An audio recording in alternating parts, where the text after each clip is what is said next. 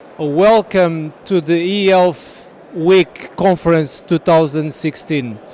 My name is Joao Bocas and I'm a digital health entrepreneur and influencer at Salutem Digital Health. We help innovative companies to grow into different markets. Today we have an exciting topic and we believe that is in line with the three main themes of the conference. The theme number one is empowering people, number two, trust and standards, and the last one is social innovation and transition. And we believe the topic crosses all of them.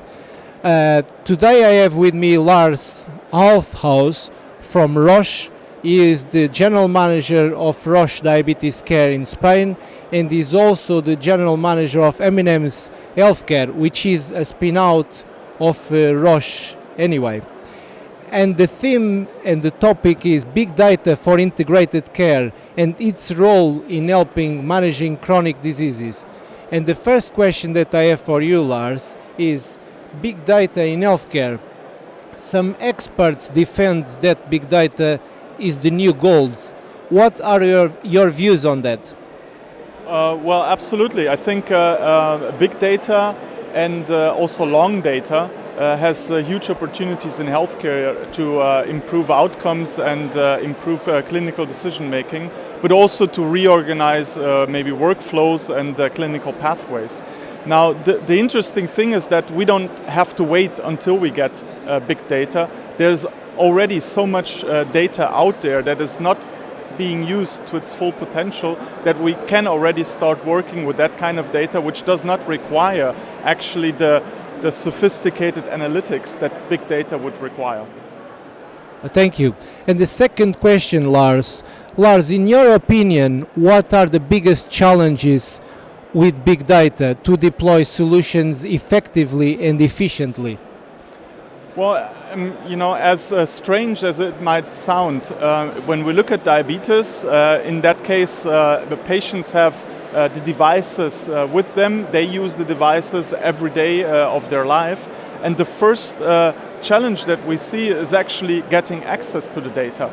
Most of the data that is being generated and that is relevant for decision making is being generated in a very decentralized and fragmented way in the hands of patients. So we first need to get access to that data, and that's the first big challenge still today.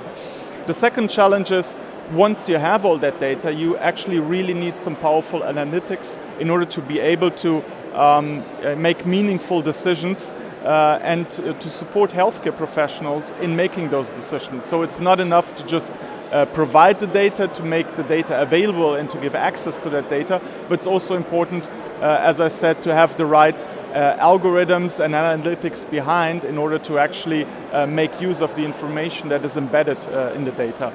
And third, and that I think goes without saying because it's a subject of many conferences and discussions, is the issues around security and data privacy and also of interoperability and connectivity between the different systems and devices. Thank you, Lars. Fantastic. And my final and last question is, in your experience of working in integrated care and diabetes management, how can big data be used to innovate and help treatments with patients?